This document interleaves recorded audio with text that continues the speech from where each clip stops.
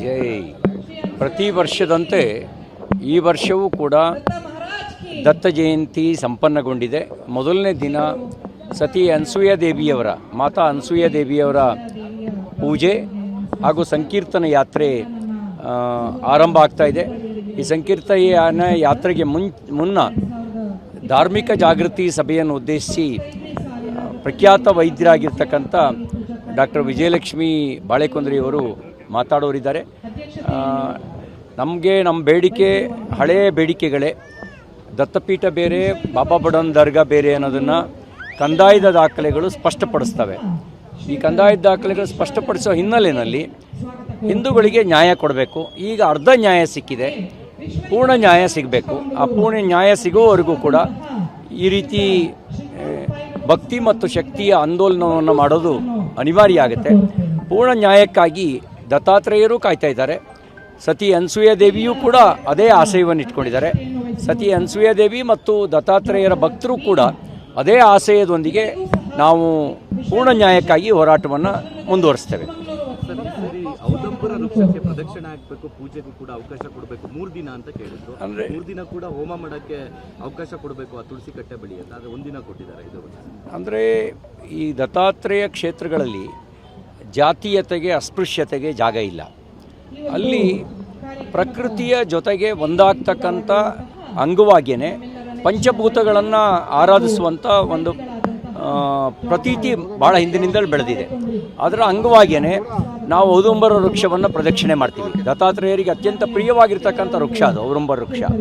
ಅದ್ರ ಜೊತೆಗೆ ಹೋಮ ಹವನಾದಿಗಳು ಕೂಡ ಪ್ರಕೃತಿಯನ್ನು ಆರಾಧಿಸುವ ಭಾಗವಾಗಿ ಅದು ನಡೀತವೆ. ನಾವು ಗಂಗೆ ಪೂಜೆ ಮಾಡ್ತೇವೆ, ಅಗ್ನಿ ಪೂಜೆ ಮಾಡ್ತೇವೆ, ವಾಯುವನ್ನು ಪೂಜೆ ಮಾಡ್ತೇವೆ, ಭೂಮಿಯನ್ನು ಪೂಜೆ ಮಾಡ್ತೇವೆ, ಆಕಾಶವನ್ನು ಅಲ್ಲಿ ಭಗವಂತನನ್ನು ನಾವು ಆರಾಧಿಸ್ತೇವೆ. ಅಷ್ಟು ಮಾತ್ರ ಅಲ್ಲ, ಹಿಂದೂ ಸಮಾಜದ ಸನಾತನ ಧರ್ಮದ ವಿಶೇಷತೆ ಪ್ರತಿಯೊಂದರಲ್ಲೂ ಮಹಾದೇವನ ಕಾಣೋದು. ಅಂದರೆ ಮಣ್ಣಿನ ಕಣಕಣದಲ್ಲೂ ಅಣು ರೇಣು ತೃಣಕಾಷ್ಠಗಳಲ್ಲೂ ಮಹಾದೇವನನ್ನು ಕಾಣೋದು ಈ ಹಿಂದೂ ಧರ್ಮದ ವಿಶೇಷತೆ. ಅದರ ಅಂಗವಾಗಿಯೇ ಈ ಪೂಜಾ ಪದ್ಧತಿಗಳು ನಡ್ಕೊಂಡು ಬಂದಿರತಕ್ಕಂಥದ್ದು. ಅದಕ್ಕಾಗಿ ನಾನು ಆಗ್ರಹ ಮಾಡ್ತೇನೆ, ನಮಗೆ ನ್ಯಾಯ ಕೊಡಿ.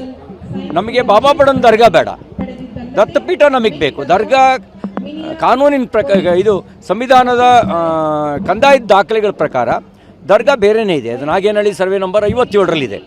ಶಾಖಾದ್ರಿಗೂ ಗೊತ್ತಿದೆ. ಆದರೆ ಆಸ್ತಿಯನ್ನು ಕಬಳಿಸೋ ಉದ್ದೇಶದಿಂದ ಶಾಖಾದ್ರಿಯ ಪೂರ್ವಿಕರು ಇದನ್ನು ಅತಿಕ್ರಮಿಸಿಕೊಂಡ್ರು. ಆ ಅನ್ಯಾಯ ಸರಿಯಾಗಬೇಕು. ಶಾಖಾದ್ರಿಯವರೇ ವಿತಂಡವಾದವನ್ನು ಮುಂದಿಡಬೇಡಿ. ನಿಮಗೆ ಗೊತ್ತಿದೆ, ಬಾಬಾ ಬುಡನ್ ದರ್ಗಾ ನಾಗೇನಹಳ್ಳಿ ಸರ್ವೆ ನಂಬರ್ 57ರಲ್ಲಿದೆ. ದತ್ತಾತ್ರೇಯ ಪೀಠ, ಇನಾಮ್ ದತ್ತಾತ್ರೇಯ ಪೀಠ ಗ್ರಾಮದ ಸರ್ವೆ ನಂಬರ್ 195ರಲ್ಲಿ ದತ್ತಾತ್ರೇಯ ಪೀಠ ಇದೆ.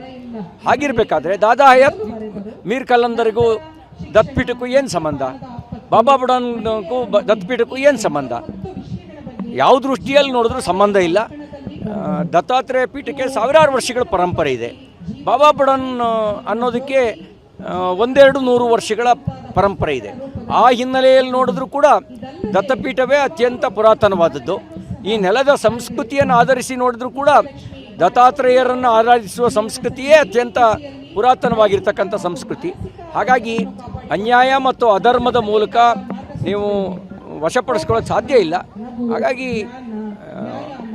ನಾವೀಗ ಸಂಧಾನದ ಮಾರ್ಗದಲ್ಲೇ ಕೇಳ್ತಾ ಇದ್ದೀವಿ. ನಿಮ್ಮದು ನಿಮಗೆ, ನಮ್ಮದು ನಮಗೆ. ನಿಮ್ಮ ದರ್ಗದಲ್ಲಿ ನೀವು ಪೂಜೆ ಮಾಡ್ಕೊಳ್ಳಿ, ಉರುಸು ಮಾಡ್ಕೊಳ್ಳಿ. ನಮ್ಮ ದತ್ತಪೀಠದಲ್ಲಿ ಅತಿಕ್ರಮಿಸಿಕೊಂಡಿರ್ತಕ್ಕಂಥ ಗೋರಿಯನ್ನು ತೆರವುಗೊಳಿಸಿ. ಇದಿಷ್ಟೇ ಅವ್ರಿಗೆ ಹೇಳಲಿಕ್ಕೆ ಬಯಸ್ತೇನೆ.